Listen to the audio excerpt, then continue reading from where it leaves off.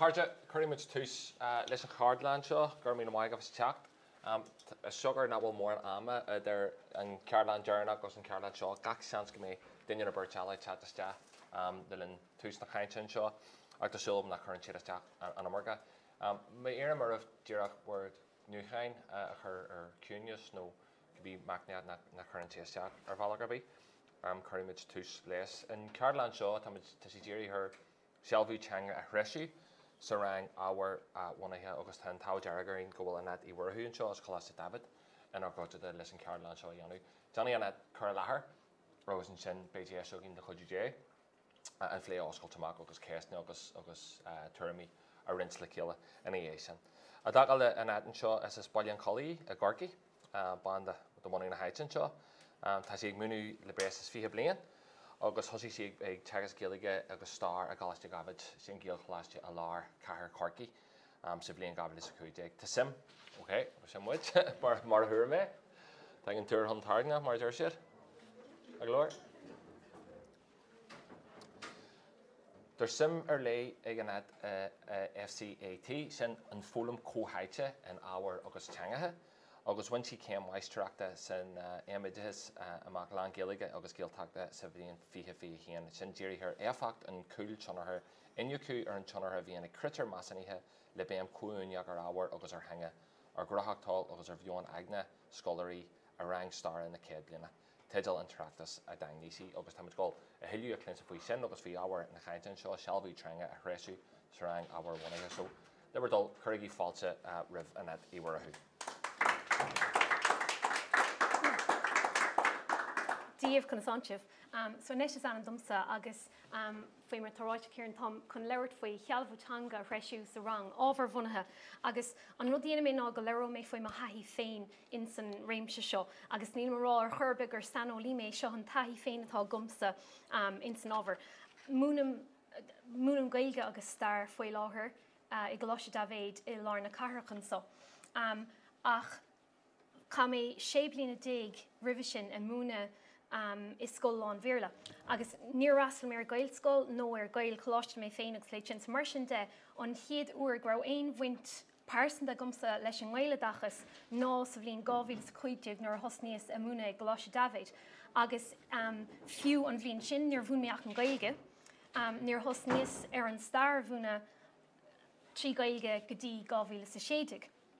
Agus mar sin measam go dtugann sé perspectíocht áirithe dom ar Sealbhú Teanga a Threisiú sa rang ábharbhunaithe mar go páirsan na cé gur Ghaeilge gom agus go nearna mé Ghaeilge scláiste agus léit sin agus bhí ormsa an tíirmíocht stara agus gachéí ní álam ó 2016 go raig. Agus bhí manach go ddíireachta dhéanamh ionas go mé an star bhúna é a bhúna go héifichtach tríomhhean na Ghaeilge. Agus mar sin de measam gur higus na dacrochtaí agus na dúchláin a bhain le sin donna scoláirí bheos mo chóirmach agus gur bhí sin an chúis is mó go bhfuil an símagam san ábhar seo. So lean mé raig úntaach. So chlár na ceardlann a duine mé iirecht gachin rud clúdú an so bheith trí chuid sa ceardlann so. An chéad rud ná stratéisí praiticiúla chun an Ghaeilge a chomhtháthú le teagasc an ábhar. Be mé díú don chuid is mó ar chuirsaí star, tuis go múnam star ach gan aras déadach aon duna goibh na stratéisí seo úsáid in éon ábhar eile cínta. An son le rom mé ar feadh cúpla neomid faoi stratéisí praiticiúla chun an Ghaeilge ar Threisiú ar bhain uile-foirne sa scoil. Tá sé úntaach bheith ag géirí é seo dhéanamh iad rang féin ach muna bhfuil policy éigean sa scoil I go tínta I measc fuair na scoile ní héon bhaise. So leir mé faoi cúpla rud a bhí ná dhéanamh gcuine. Agus ag deara leir mé faoin taighde dhearna mé cúpla blian ó hinna inis de thugus faoin éimiid na dachas lán Ghaeilge agus Gaelteachta dhéanamh agus roinnig mé na Torthaí a bhain le a haide féin a léiríonn an táchtach san fiúntas a bhaineann le béimechar ar an Teanga I grittéir bheasúnathe sa rang ábharbhunaithe don Ghaeilge féin agus fiú den ábhar. É sin le rá ag féchant ar scrúdathe gan eras, tugam scrúdathe stara in san rang stara ach chuir an béimar an Ghaeilge in san scrúdathe sin freisin agus léireoidh mé libh canaíomh. So tá som méach gan gohartha in san trahóiseach. Bín an bhéim na hochrocail sin an na rudí is tábhachtaí an áíar a má bhín na hochrocail ag na daltaí ar fad tá leis agus bín rudí ar eolas go. Agus chum gohartha am líon héndós trí chum an bhéimar na hochrocail ar fad agus an tácht de bhaineann leis na hochrocail seo. Ach dá mé an tapa nuair a thosníos sa múna stara, raibh sé tábhachtach ní bháin an focail nua seo, an ochrocail nua seo a chuirt na daltaí.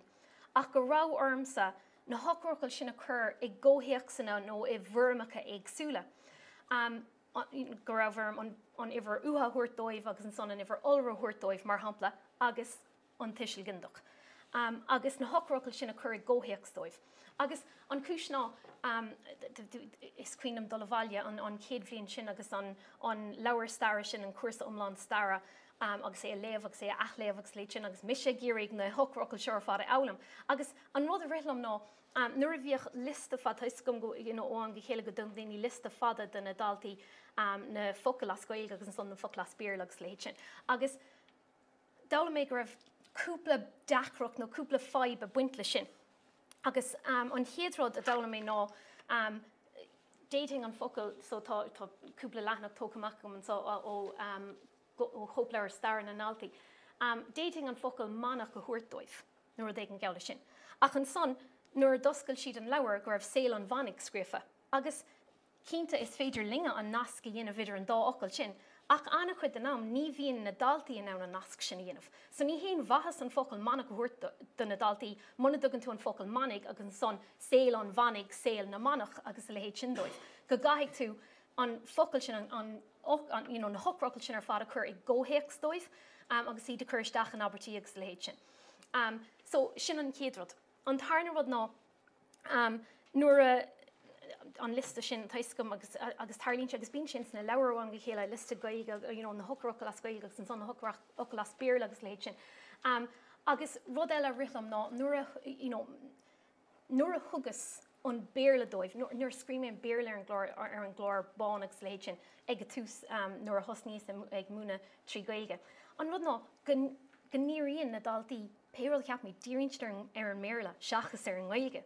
Agus fiú nuair bhín siad san nuair thógann siad síos nótaí, má scríonn siad annach chuid in méarla ar na chopleir nótaí sin, an rud ná nuair éacann siad tíar na nótaí sin, téann siad díreach chuig an béarla seachas an Ghaeilge. Agus meastan go nina mína an rud céine, taiscuibh nuair hagan an letar sin agus go mín seas béarla agus as Ghaeilge agus bín sais cléinear gachtainna, féchant ar an méarla go tapa mar go gapan míad go méidir go méid níos mó tuiscinna going má léimiid an rud as béarla seachas as Ghaeilge agus léit sin, agus sinna dhéanaan na daltaí. So mar sin de dunim aníireacht gan éon béarla a chur ar an glár bán, nó fiú gan éon béarla úsáid in san ranga agus léit sin. Tá is go mín sin an dachar an go chéile agus níl marrán nach gurim éon rud as béarla riamh ar an glár bán ach is anna bh úsáid am éon rud as béarla. So churim ní féidir é seo dhéanamh taiscom. Seo leathnach bháin agus a dhéanaing nuair a bhíon ar a luach chríostíochtá dhéanamh go méid go tús agus léit sin. Ní iad fá de leathnach a dhéanamh de seo ribh éad stara a dhéanamh. Peocam amach na hochrocail is tábhachtaí agus denimid é seo caimid feithneomas ag féchantar na hochrocail seo ag rá na nochrocail a rístas agus le héad sin chun go raibh siad a dahí orthu. So sin an céadrad agus just an ceann eile só star se rud éag an thug mé freineara agus mé i múna Ghaeilge im lína chuige agus lína sé agus léit sin nuair hanig sé chuig an bhéaltrí agus léid. Do chuir sé únar an méid dalta nach rá in ann a rálam rud éag an faoin rang ó líochta nó an rang stara nó an rang ceúil nó le héad sin agus nach raibh na focail sin na focail bhanúsacha sin ag cuideá. So denimid é seo an céad lán ar hagann siad isteach an focail star agus chuirmid an focail star ggóhéachs na tá focail star éasca glóragus bín sé có múntóir stara starathe an starí an rang star agus léit sin agus má hagan rud ag an deile suas leling na bliana tagamid ar nascuige mar hampla nódúir na star tagann si sin níos an go chéile agus tagamid ar ascuig an leathnach sá agus chuirmid anna. Is rud ag anna bhanúsagé má dhéanaan gacéin bhúntóir sin lena good ábhar féin ó de bheoch na focail sin bheití sin ná na focail sin ar fada úsáid ggéirt an tamar fad. So seo rud ag an eile tá anna hábhachtach agus tá sé beáí níos éasca insna rang in a trí bhéirle, mar go mbíonn annacuid den na focail cloiste có hanafing. Nuair a bhíonn ábhar ábhúna goinge in Ghailge ní bhíonn cuid den na focail cloiste ag na daltaí riamh. So ní bhíonn nasc acu le rud éigean teile atá cloiste costa bhaineann nó ar an nuacht ar an telefísin ar éigean mar sin. Agus ní bhíonn réomholalas gar an focail. So de hógas an ceann seo tuis go méidir go raibh daoine ag plé leis an topic seo im lína sa rang stara nó sa rang OSSP agus le sin an déan áireamh. So an focail sin in méarla, an focail census, bheoh sé sin cloisteigh na daltaí ar fad thar timpeall na háise. So nuair hagann si isteach sa rang stara, well bíonn túram de haise éigeanta gach aon duna có im lína cad a bhína gceist leis an rud sin. Bheoh sé cloiste cos bhaile bíonn sé scríofa, im lína bhí sé scríofa ngach aon áise ar ógraí timpeall na háise agus le sin. So mar sin de, nuair chluiseann siad an focail sa seomra stara den chéadúir, well bíonn réomholalas tá éigeanta có, bíonn siad ná nasc a dhéanamh idir sin agus rud éigeanta tá feicte chun na cloiste có áise éigean teile. Ní bhíonn an réomholalas sin nó na nascanna sin acu sa Ghaeilge don chud is mó. So cá muideanna beagání níos mó iireachta a dhéanamh chun go sealbhóigh siad an focail nua seo. So mar hampla, nuair is féidir mé seo, dhéanamh ag brathar an focail agus le sin, so just tóg míid an ceann seo tuis gur seans gur úsáid anna chu daoine éim lína. An focail déan áireamh, déanam iireachta é seo a bhrisise síos, chun go digigh siad na focail agus gur féidir le é an nascail a rud éigeanta tá cloiste có hanafing. So mar hampla an focail déan tagann siú an focail déanra nó déana agus bíonn na focail sin a có hanafing, duine déana agus léid sin. Áireamh agus cuireann ceistarthú agus bíonn na focail seo rólas go gach aon bhliain chuireann siad suas lábha ó déanra bíonn si sin acu an tamar fad. Áireamh chun rud ag an áireamh nó chun rud ag an chomhdháthú agus bíonn an áireamh acu gan iris don bhata, so bíonn an focail sin acu agus an son cuireann an dá ocail sin le chéile déan áireamh nuair cuireann an rialtas déanra na tíre is survey agus le sin. Agus tuis go mbíonn plé agus dearíonn sé go méidir go dógann sé sin sústanna chudáman, ní hógann seach cúpla neomas in san rang. Ach an rud ná an chéadúir eile nuair a chuirtar ceistar faoin déan áireamh nó nuair a chuirm, nuair a ecann siad an focail in san leabhar nó scrúdú nó le sin, is féidirlumm ceistcurthú, well cad faoin áireamháin atá agus an féidir leat cuioine bhar an rud a bhí going faoin áireamháin, agus is féidir lo sais an nasc sinna dhéanamh. So mar an ggéine tá sampla eile an so nuair bhín foiointí stará dhéanamh tá anna bhéim ar na foiointí in san gcuirsa stara, foiointe phríomha, foiointe tháineasteach nó foiointí príomha, foiointí tháineisteacha, agus a rís tógam an dácail sin i méarla a rís do bheoh an focail primary agus secondary ar ólascó ó na scoilíne agus le sin tuigeann siad an bríomh bhaineann leis na focail sin, agus tuigeann siad go puinte ortha tá sé éasca bhíú go bhfuil an focail primary beagání níos tábhachtaí ná an focail secondary agus rudí geala sin.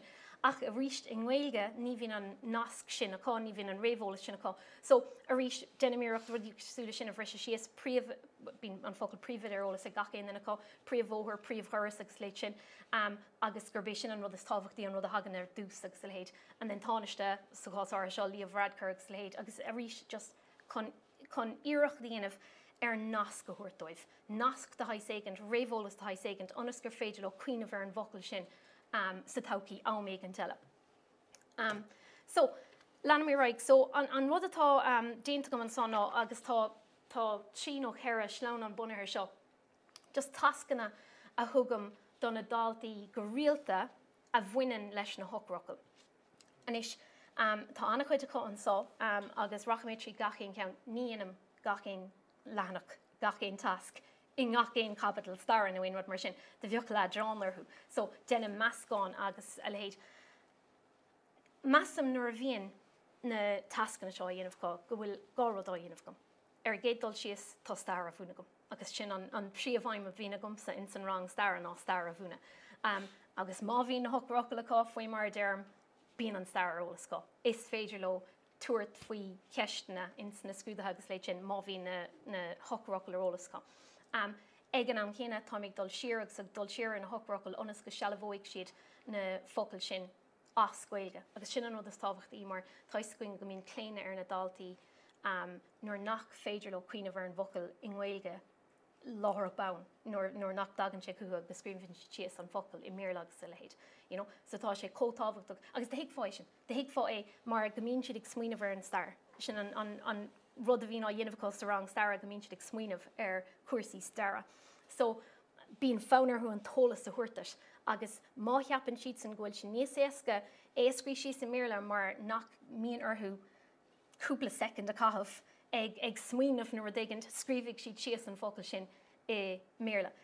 An rud atá ag tastáilúis ná go méid an focail cloisteá an méid sin uair go dagan sé go tapa cútha agus nach mín sé códúchláánach sin smaoinemh an focail I Ghaeilge.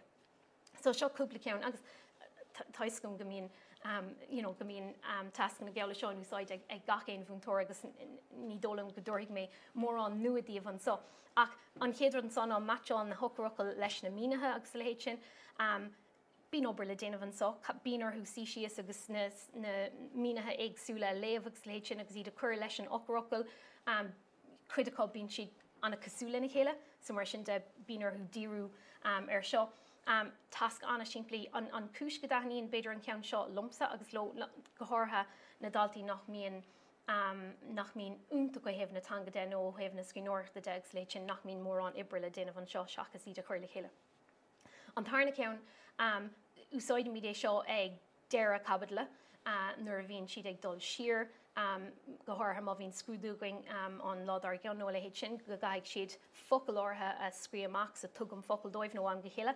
Curm ceistar who devocal around new on gabadal, a devocal around need féin mar did for chuige focail around new ó gachéin cabadal stara a curm ceistar who nakinas jackra around new eat féin agus bíonar who féchan ar an gabadal fad con focail ortha around new so mar sin de bín siad léamh agus ag féchan ag dul siar rud iarrénos.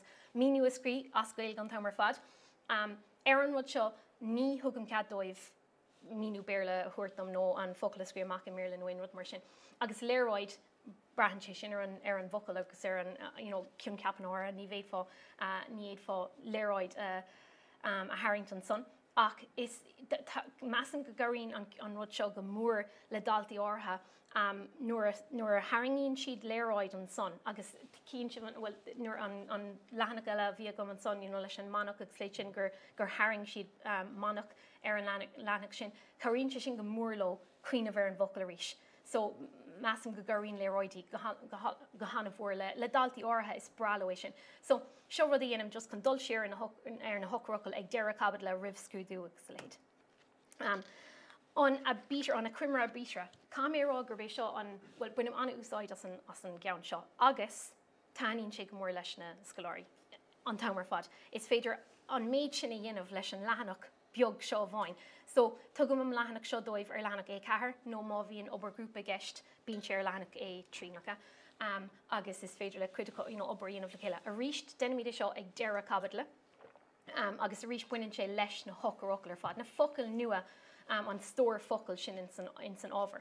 Agus airí mé seo an tamar fad. Don chuid is smó tugam deis dóibh na focail a scríomh amach gan féchant ar an leabhar. So bíon orthú na focail a scríomh amach agus bíon orthú iad a litreú gceart. Tá sin táhachtach. Bíon orthú iad a litreú gceart. Agus go gaigh siadíochtaí ar taxús le fithe ceann nuair d mar sin. Tá na focail ar tá na litreú fad ar mar óan go chéile bíon animnacha in san gabadal stara a chosín le W nó X nó Y nó le héid sin de. Agus an son an céad céim eile ná chuirm ceistar gacéin den a céhhéad focail atácha, agus an céad céim eile ná gaigh siad an leabhar oscailt agus dul chun féchant an bhfuil an rud litretha a gceartacha. So an tamar fad an so, bíonn siad ag dul siar a chuirsaí stara, bíonn an star á eolamachá an tamar fad. Ach tuigeann siad go bhfuil tácht a buint leis na rudí a litreú gceart agus go bhfuil tácht a buint leis sin sa Ghaeilge. So leis an gceann seo nuair bhíonn siad ag obair an grúpaí tá sé úntaach is féidir an rud sin íanamh go seasan den a bhain suas agus téann siad timpeall agus go bhain siad focail ó grúpa éigean deile agus go dagann siad ar leis an focail nuair sin. So is féidir anna chuid íanamh le seo agus tugam má dhéanann siad in an éanair le roinntear Anuas, I suppose ní raibh mar ná obair grúpa dhéanamh ar feidh tréimh se fad agus léit sin, so de bhí orthú é seo dhéanamh in an éanair agus tugam dúisina dóibh an duine leis an méid focail is smó agus má litríonn siad gach éon rud a gceart agus léit sin. So rís tá star an tosig an seo, tá sé sin táhachtach a rá tá star an tosig an seo an tamar fad mar siad ochrocail star a bhí ná dhéanamh com. So cúpla ceann eile lína barnaí denimid ar fad é sin deirthing le tugam Abertí dóibh le barnaí agus lista focail le go bun agus léid sin. Now, táis go mín iPad-na ag gana chuid scoilna, níl iPad-na a going ar scoil, ach tá na chlár bhána bheoga seo a going tá ceann ag gacha an dalta, agus im lína tá ceann in san dílan acu leis nuair osclíonn siad an dílan tá chlár bán ann ar dagant ar nos buinam anna úsáid asnú in san rang star agus san rang Ghaeilge ar nói. So an rud a haín lumsa faoi seo ná, gur féidir lumsa nar héimeisteach in nuair bhíonn tú géirigh dul siar an rud dhearna tú an lá rihré.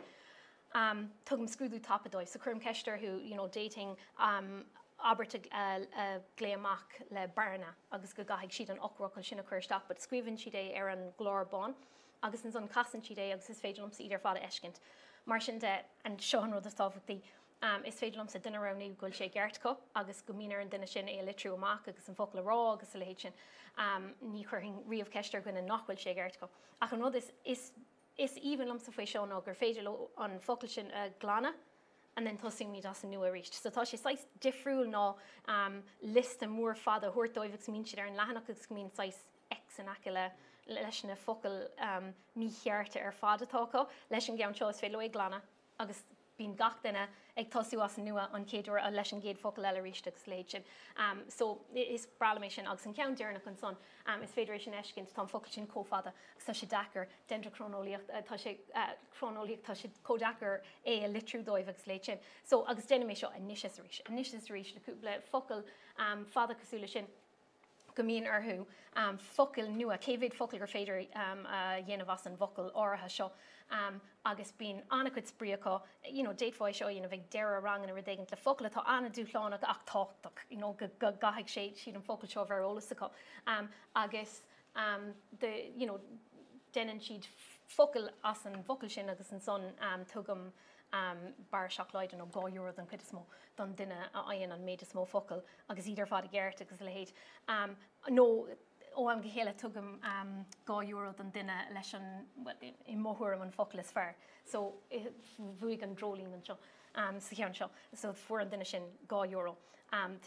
An rud ná dó, bí méid siúil timpeall an ranga, bín an focail árágam sa rís, bín si de géisteach leis an focail dachar seo, agus bín si de féchann ar an focail an tamar fad mar go gaigh siad focail bheoga a dhéanamh as an focail mór sin.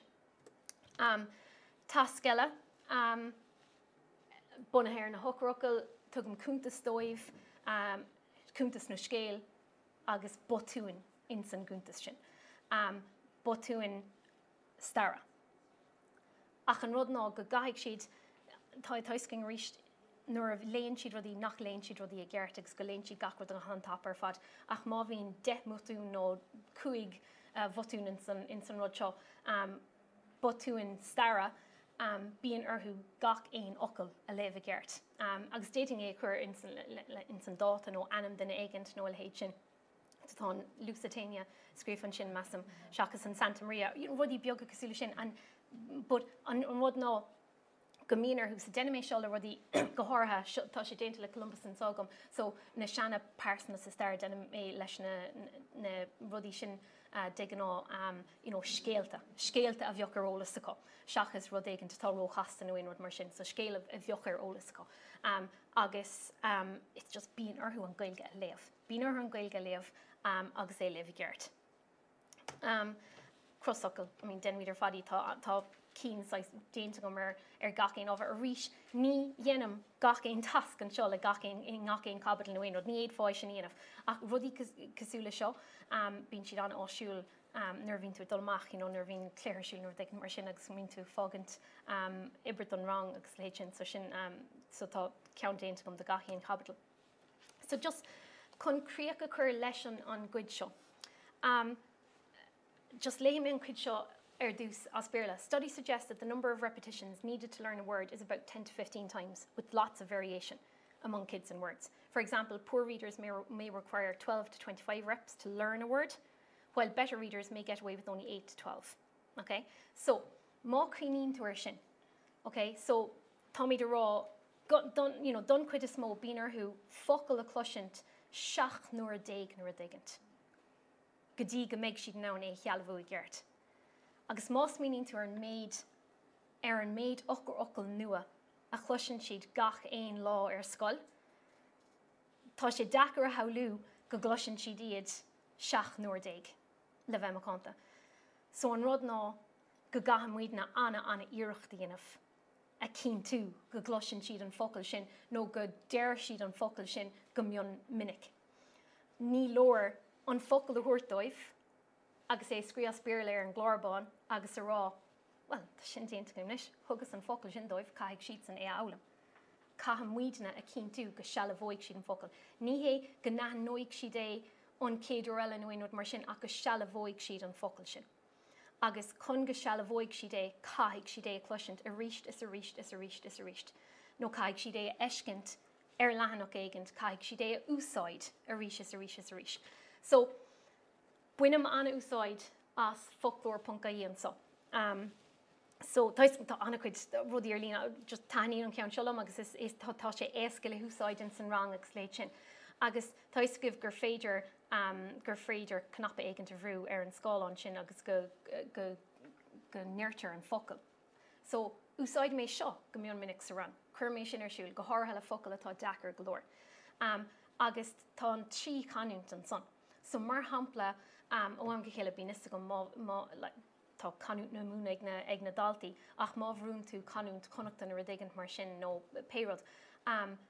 Bíon ceapan siad an go chéile gúil sé granúir. Agus má bhrún tú ar sin cúpla uair, denan siad ahar séir mar ceapan siad gúil sé granúir, ach an rud ná go sealbhíonn siad an focail, tuis go mín sé arácha a ríist. So buine manna úsáid a sin. Is deis úntagéis sin éisteach leis an focail agus an son ará leis an dalta an bhéad fáistéisisin ará, an bhéad fáistéisisin ará agus le héit sin. Agus é sin ráite, just tuis go bhfuil mé leirt faoi sin agus na focail ará sort mar sin rud caiigh siad a bheith na focail rá. Freisin, tá is go min san scrúdú stara, nach mégarthú aon rud ará, ach fós an postatá a gcuine i nghail choláistí, i nghail scoilin agus i nghail choláistí ná an teanga a bhúna chomá leis an ábhar. Agus má hastín uing go sealbhóigh siad an teanga an insan rang Sarah caiigh go méid siad an teanga úsáid agus é rá. So cáimid béim a chuir sin agus bhain go chéile déanaí deirúd mar tugamíid cúpla tasc dóibh agus scríbann siad amach na freigríúing agus déad fá mí a chahabh gan dalta a chluisint ag rá cuidanna focail seo agus le héit sin. So measam gur rud sais gur rud dearfach é sin a tháinig amach ón bandéim. So le ling na dín glasála tuis go ramar ar lína agus tuis go úsáid mar classroom don chéadú riamh. Bhí deise daltaí bhí a bhaidir níos mó deisina acu rudí a rá agus rudí a hafid agus iad a chuir isteach. So seachas obairmhaile scríofa thuairt dóibh an tamar fad de thugus obairmhaile ó bhéildóibh. So bhí orthú beidir bud ag gan ar scrí siad amach é agus seachas é thuairtam i bhirm scríóireachta bhí orthú a hafid ag sé thuairtam. Agus an rud ná nuair dhearna siad é sin bhí orthú na focail ará. Bhí orthú úsáid bhaint as na focail agus an áireacht bheith cá gceart agus rudí cosúla sin. Agus rud eile ná ar classroom níl go bhfuil an rud seórá go gceart tá cnapa curcra an gléim mótar, níl go an bhfuil sé sin i gceart agus féidir leatsa eolas a thuairtóibh, eolas ó bhéile thuairtóibh, agus measam bhfuil sé sin a bhaidir níos éfachtaí nuair a ágann siad amach anna chuid ocrachail agus léid sin in san gúnta, so déadadíist scéal scríbhdat mar Columbus agus gan éon ocrachail a bhaineann le Columbus úsáid a ceapan siad san ghfuil an scéal ar fad ann. So bíonn sé is cuiinlam na blianta hin agus a churing de vocail ag bun an lehannic sin, seanan ar éach aon den acu ar na focail sin riamh ach buine úsáid as an rud sin inis an mós measam sin a thugam ar réanas agus dearm na focail mar measam go bhfuil sin níos éasca dóibh san éisteach leis na focail seachas na focail sin a léamh ríist. So just tá folklór.ie úntaach ar fad agus an isis bhfuil classroom nó péród a bhín an úsáid ag géin scoil tuis bhfuil classroom a going agus léid sin tá bhaidir níos mó deisina a going deis a thuairt donna daltaí rudí a rálinn agus an teanga a úsáid I ggóthaíochs stara. Now inis Camera is múntar Ghaeilge mise, sa mar sin déad fórág bhfuil sé éasca domsa an Ghaeilge a chothú leis an star in san rang stara. Ach, níl mór an le déanamh má hastín uite, deire chuir le cuid den na botúin chuitínta sin a úsáid an daltaí go mion minic. Agus an rud ná Thais go má thugann siad san Ábharbhunaithe nó scrúdú nó uile-foirne sin, bíonn tusa díreithe ar an ábhar. Bí míad ar fád díreithe ar an ábhar, sin an céad fostatá goinge in san rang sin. Ach bíonn botún chuitínta ann a léman amach, rudí atá gahanis a léman amach. And I suppose má ghlach an muoine leis na botún sin an tham ar fad in san seomra ranga, in san scrúdathe, in san tascan agus leid sin. An rud a thar-loig agus an rud a thar-líon go mion minic ná go seala bhíonn siad na botún sin. Go gapan siad go bhfuil sé ceart golóir na botún sin a dhéanamh in san rang stara agus in san rang ceol agus an rang ólaíocht agus an rang alín agus leid sin agus an son tagann siad isteach sa rang Ghaeilge and bíonn an múntar Ghaeilge géirig na botún seo ar fád a cheartú agus ní higann na múntóir canahéamh gúil siad á dhéanamh acu ar ríiste sa ríiste. So mar sin de ag deire scrúdathe nuair a thugam marráis na Torthaí agus leid sin. Curm ceistar thu a gcónaí dul tríd an scrúdú agus féchantar na botúní ar an siad óhéamh cuasaí starda. Agus bíonn orthú cúpla rud a scríisias, cúpla orcail a dag siad amach nó cúpla pointe nó d mar sin. Agus an son bíonn orthú dul siar agus cúpla botún Ghaeilge a aimimsú freisin. Na nuair bhíonn seo ceartú gom just chuirm lína tríd ar faois na botún. So déadach sé bheith có-éasca le mó agus séimhú mar hampla. Go háirtha má bhíonn scéal 6% á scríochá nó go mhainn siad san ag ligand orthú go raibh siad san páirteach san actar seo I gcuirsaí star in san star de bheoch an botún sin ann. So an aimimse láthach gurn siad séimhú san aimimse láthach go mion minic. Na botún anna himplaí ar fad mar hampla nuair scríbann siad a lán le chéile seachas a lán. Tá go gin siad sin severe le freisin. Ag dhéanamh, tá sé mí ceart gomá, ag dhéanamh seachas ag déanamh, nó an just seo ceann a churn uásar an tam fad an nuair úsáidtear son seachas só agus só seachas son agus leid sin den siad sin go mion minic. So ó an go chéile an rud a dhéanam ná gurm ceistar dul siar agus mátá an focail só nó son úsáidteá in san scrúdú stair sin, go déan siad tíir agus go bhéchann siad an bhfuil sé gceart nó nach bhfuil sé gceart. A rís ní cha mór an ama ar seo ach tá sé tábhachtach dhéanamh. Mar in san rang stara tuigeann siad go bhfuil go gapam go bhfuil tácht buint leis an Ghaeilge agus mar sin de go bhfuil tácht buint leis an Ghaeilge agus go gaithigh siad san iirecht de haigh dhéanamh leis an teanga in san rang stara. Seachas ligand dóibh na botún sin ar fad dhéanamh agus iirecht dhéanamh ar iad ceartú sa rang Ghaeilge. Agus iad dhéanamh de nábhar agus iad mí ceartan in neábhar agus leid sin. So is féidir, is cuma cé bhéad, I suppose, cé bhéad Ghaeilge nó is cuma cé cad a ceapan tú faoid a chumas féin nó fiú an caiid an Ghaeilge atá gutsa agus leid sin. Is féidir le gach éon duine an gramadach benúsach seo a ceartú in sna rang na Ábharbhunaithe níléon deag faoi sin. Agus fiúnar bhíonn de caiint, nuair chuir siad ceisteirt an bhfuil cead gom oscailt an fuinóg nuair d mar sin. Agus tá sé có-éasca aráló, just operation a ríist, operation a gceart a ríist, seachas aráló go bhfuil cead gom. So, rinne mé an imid san dachas lán Ghaeilge agus Gaeltachta cúpla bliain ó hin inisne. Agus measan go raibh seo rud a bháin a thógas as an gcuirsa sin. Rud éige na dala mé agus a chur go mór le muchlaachtas mar bhúntóir. Scafláil, okay? So, tá sé tábhachtach go cinn tú go mín an teanga ag na daltaí chun doling leis na tascan ar fád a thug mí dóibh. Ó an go chéile tug mí tasc na daltaí agus ní bhíonn an teanga acu chun dailá leis an tasc, chun tuairt faoin tasc sin.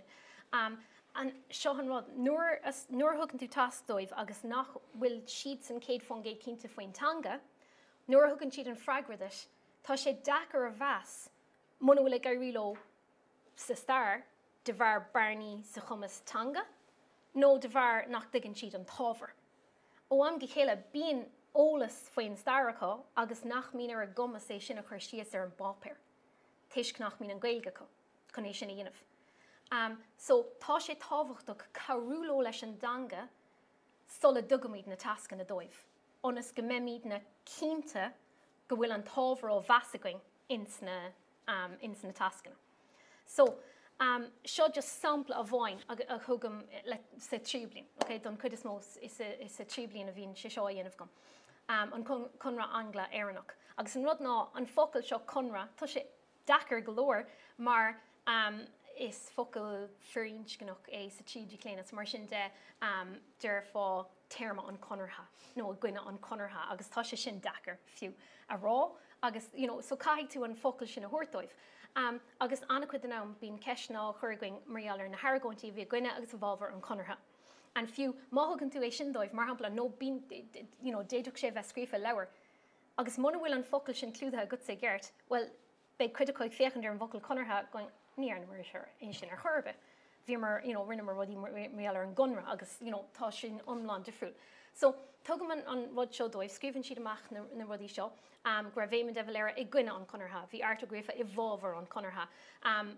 I gcuine in éidan in aig, tugam na focail sin dóibh, agus is féidir é sin a nasca le rudí a bheochá dhéanamh cos ar an Ghaeilge, mar sa trí blion bheoch an na díspóirtaí go dtéanta cos sa rang Ghaeilge agus féit sin sa bacóir go mbeoch na focail seo ar fad acu. Agus is féidir a rá go bhfuilisteá go gaigh siad an focail rúna chur isteach sa tiisiil gindach iní go gcuine nó in éidir nó le héid sin de agus go gaigh siad an rud céine a dhéanamh leis an focail conra. Just a rís chun é nasca le rud éigen deile. Bhí daoine in aig an conartha ar na cúiseanna seo lenas. Now, beidir go gapig daoine go bhfuil si sin anna bhanúscar fadagus go macóir go mbeoch siad ar fad in éis sin dhéanamh. A chuoinnig ar na daltaí is lige sa rang. Ní bhíonn siad in ann abertí banúsacha cosúla sinna chuir le chéile.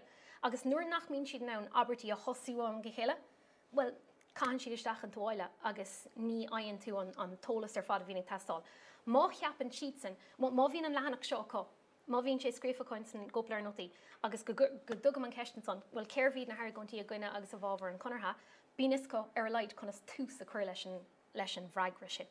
Agus bíonn sé éasca an stair a línas deachaníigh sin. Agus brahann siad go bhfuil just go bhfuil siad in ann rud ag an déanamh. So sin an rud is tábhachtaí faoin scáfláil, just go gahamíad na cinnte go bhfuil an Teanga acu, go bhfuil an Ghaeilge acu chun tuairt faois na tascana a thugam í dóibh an tamar fáid. Agus seo rud déadach aon dana seo úsáid an éon ábhar in san tráthaóiseach nua bíonn tuairimí álar gachéon dana faoi gachéon rud an tamar fáid. Agus ceapmíad go rud banúsagé sin, mar bíon anna tuairimí ag na daltaí ar fad, a chuáin go chéile ní bhíonn siad nán iad chuir isteach a bhocail. Ní is go conas tuairim a thuairt, so caihamid an Teanga thuairt dóibh ar dús. So den mé seo sa céad bhliain, agus líonann siad isteach go bhd eile an go chéile má ecann siad focail nua nó téirma nua nó le héid sinnta. Ach ar a leid, nuair a churm ceistar gáras a rang, nuair bhíonn ceistena á bhfuil bhfuil cadí do thuairim faoi sin, bíonn an leanach seir oscailte acu, agus ar a leid fiú na daltaí is lige. Is féidir lo rudí cosúla I má thuairim a lé as an leanach agus chur leis go puinte áirithe. Agus na daltaí is fearr, tuairig siad anna go tuairimí deis mar beag siad in ann anna chuid na focail ar na nachna ón leanach seo úsáid. So an gcóthra faoi mar derm leis an tráthaóiseach nua, tuairimí an tamar fad. So meas an gcuilte sin anna áisiúil. Tá sé sin anna áisiúil nuair bhíonn tú chur ceisina sa rang cínte. So, faoi mar dúirt mé, so, péród atá tarlúnt I a cheomra féin. I mean, muna bhfuil planil a scoil agaibh don Ghaeilge, muna bhfuil planil a scoil agaibh ar fad, ní an bhas é. Mar cáimid a cín tú, caiig na daltaí a eiscint go bhfuil gach aon duine ar an bhaireann, ar an leanach céine. Agus go mbíonn an dearcha céine ag gach aon duine ar an bhaireann mar jaall ar cuasaí Teanga. So, féach mé ar an nadidir me gom fécinn ar gachéanna go, féach mé ar an céad dáceann.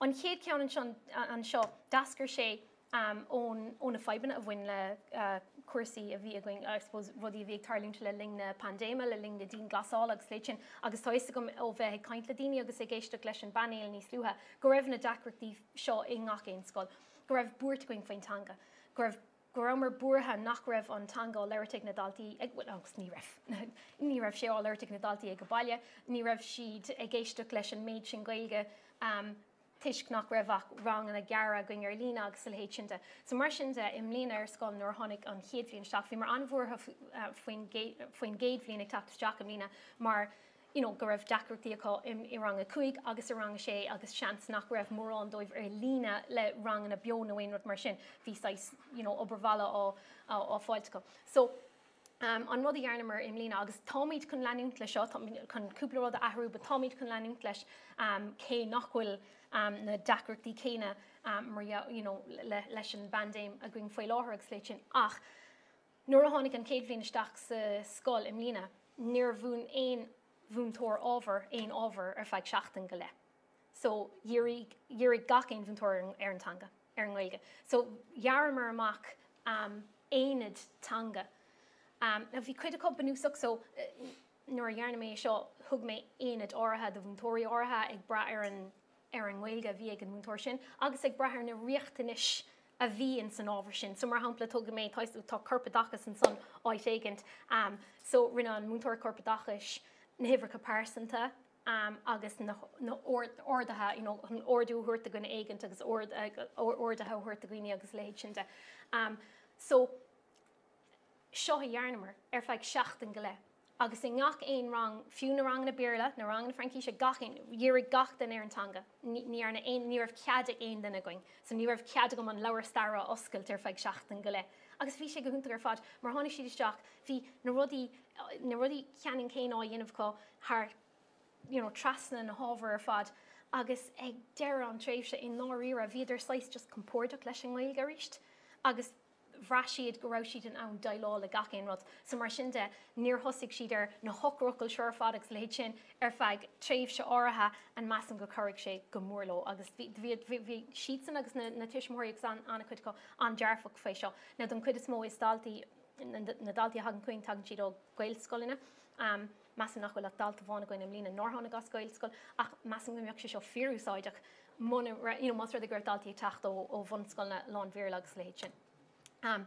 Seo bhdéile tá dhéanamh mlína ar scoil, tá ceachta leir mé níos luútha faoin rud sin agus son agus agus sé bhú ar péród na rudí sin ar fad, agus seo rud éigen atá dhéanamh going le bliana cethir ar scoil faoi láthair, go bhfuil bliana cethir ag múna ceachta na gramadí do bhbliana haon dós sa trí.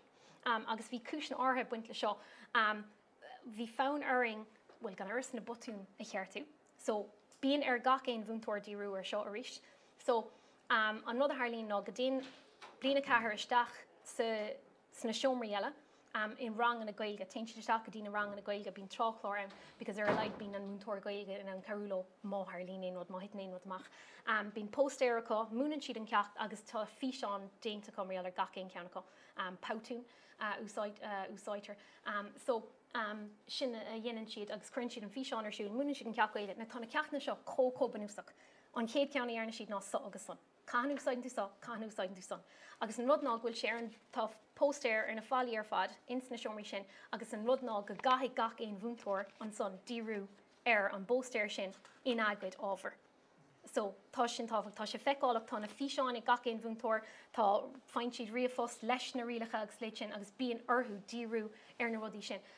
Bhí anna chud buntáistí ag buint leis na háin go mór le bliana cethir, bhí siad arás. Dochreid ag dul isteach an rán an chuné seomhúna.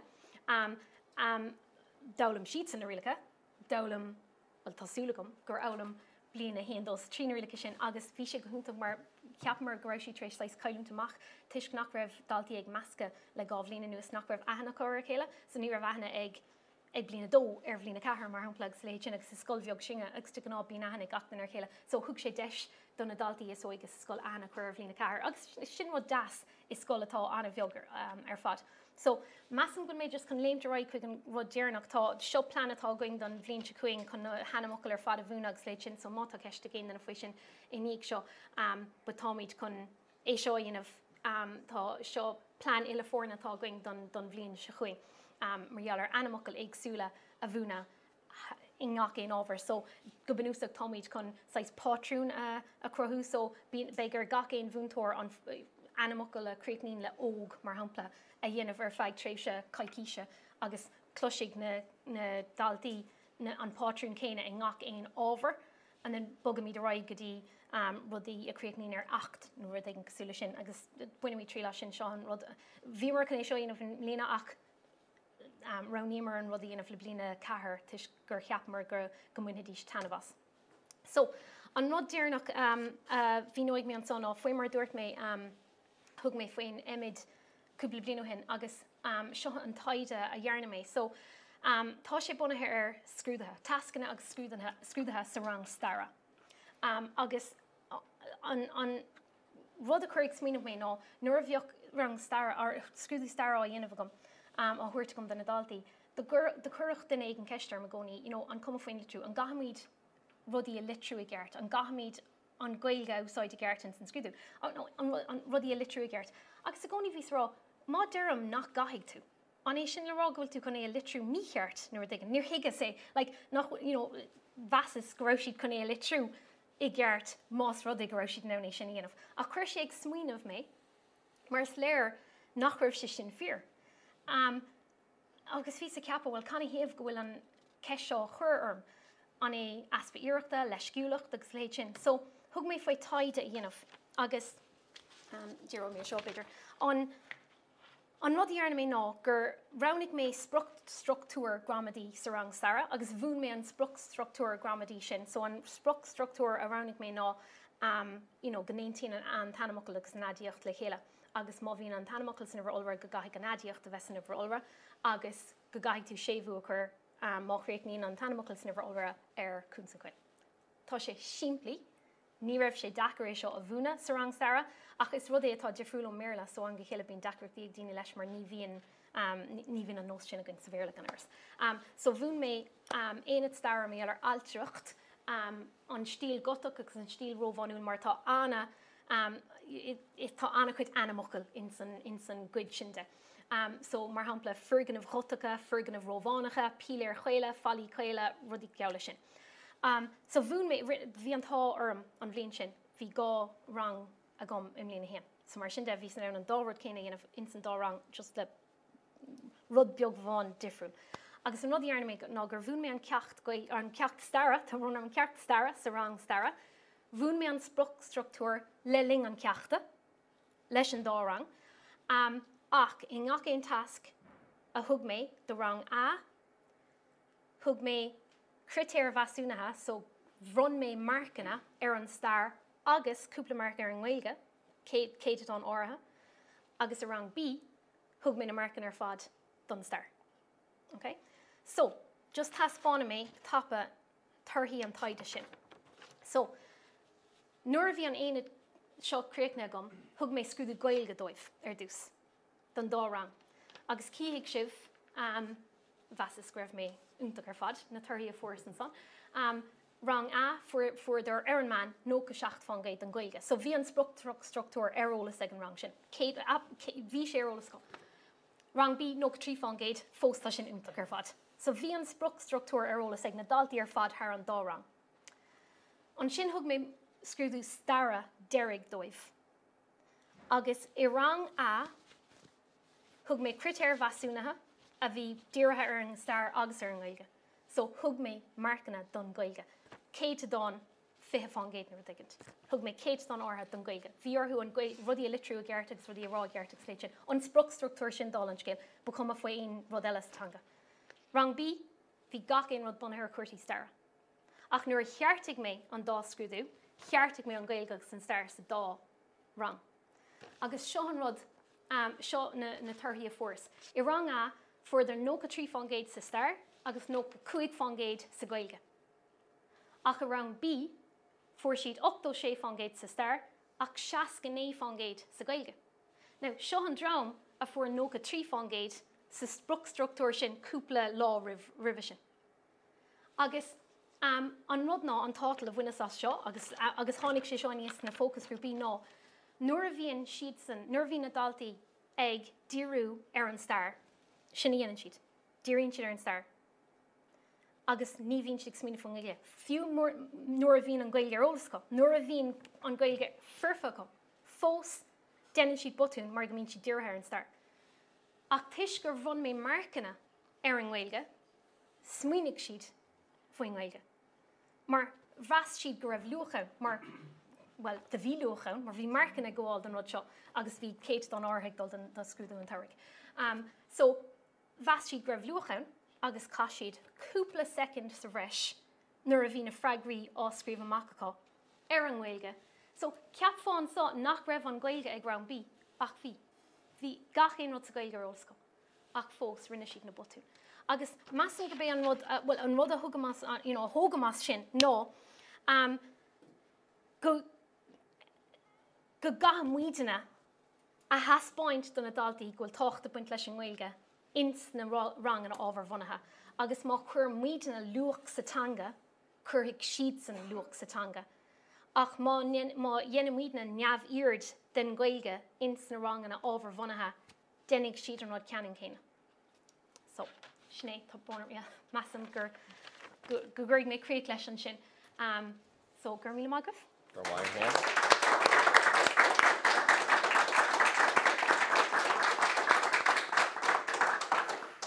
Gur míle maigad, Annette, agus tá beidir chuig na sé mo te fagógin, agus tá choláidí sé ú imid copla cés brúteteach fan am ó bhil an susogin.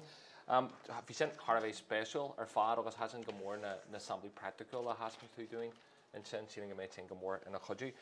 Bhí tá chaint sin ar darná a chuirsí stara agus tá cés gas go murder dús an meiste míú te glab is an caiithir an seo ach nuair atá darná ag teagasc star mar hapla nó ábhar bí ach a hairithe go bhhaach san stara tá an béim ar mar hapla a bheith abal de beidir na páití ag leach amach, ag leithrethe, ag gírsmáán, ag inid faoi lé leis an ólúm sin a bhuanú nó beidir bheith agur chláirthe televéise na ruiling cinil sin ach ní a gcónaí go bhfuil sin ar fáil trí bhain na Ghaeilge agus cén dóid anna tú cinil chorthamas a amsú idir gan na déisian sin a chéanú orthú ag fannacht lístin cinil churthaige tugad maidir leis an béimar an Teanga agus an ábhar. Ja, sin ceistúntaach agus bíon an dacrach sin a gachtain going nach míon go mín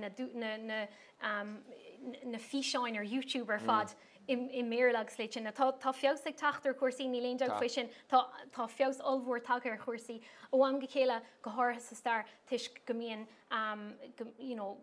bíonart na físeáin a haspáint dóibh bham go chéile ní léon deag sin, ní héon bhas rá nílam chun rá nach daspánam rudí a spéirla go háirtha físeáin ar YouTube denimé sin ach gach éon phlé a bhí na going marheallar an bhíseáin son bíon sé trí Ghaeilge. Agus óham go chéile an rudí dhéanam ná go núsáid mana chuid pictúr agus héit sin chum denim físeáin as na pictúr sin mé féin agus ar a leid bíon si féchan ar na pictúr agus bí de caiint fuha ach ní héon bhahas ará ach go núsáidm físeáin ar YouTube caiime.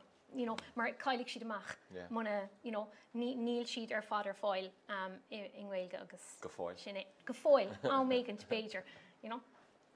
Ok, gur maigad sin go é oscail tamach an seo na soma. Jacqueline, chuile chomra? Dír ní ceiste tá bhfuil mé an urgent plan as na caint agus Threisiú na rudí praiticiúil ar fád atá go dámach siad I bhaim ag Gaeilge agus go Ghaeilgeachta ní léon ceistrí ach na caiidán an Ghaeilge bháil ní zíir agus fásach agus ólas na scoileoirí ar hábhacht an Chroinis agus ar hábhacht fervert in Teanga a bhád as far so gur míle mágad bfuil mé an Teanga. Gur míle mágad.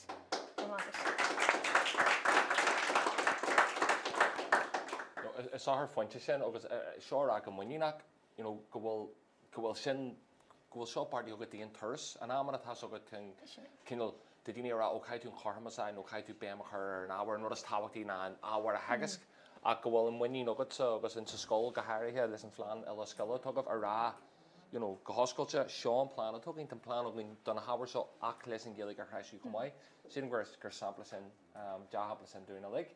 Go mai scoil tú? Níos am an luúthraigh tús go mé fáil is dúineam me an chomhtháthú an caint comá agus tá sam Annette gur thuúil caint a chláisteún, dúntar chláisteún Agus. rinne tú seminar le Gaeloideachas freisin ag such a sin ar fáil ar híomh idirlín na hagraíochta ach tá taifead a dhéanamh ar se agus spéis ar fáil ar YouTube agus spéis ar Scoil. go. Scoil. hagraíochta agus dúirtíonn trí háitní pinatlam ar maidin le meise ar fáil ar. So síle go rud é gur féidir beidir na daoine úsáid a cruinne fórna má é an frividíonn se nó go rud é go bhéidir daoine rint in cruinne ábhar. Bhil is agus é ag goráis agus é scopa a meas múntóirile i bhór scoil a ceapan go sé antálachtach agus sé capáir go me an Carmacht. An mar fad. Beidir bommate go leith aga mas mian le duine beala íon céist nó tuaim a rinch. Muna bhfuil just bhí fógra gas le deanna go sa tús agus ru méid harmad, but tá heisclub an úsí le linn na cógáil seo, heisclub tunnel fihe dá má taon daine bhagriach nó daine aonarathe chur go thbí amach ag mullaí an cheardlann seo mar hampla ar mar an heisclub bog sin úsíd cumáid.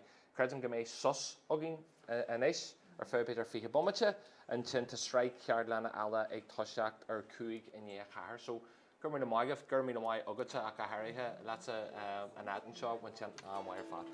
Carmacht.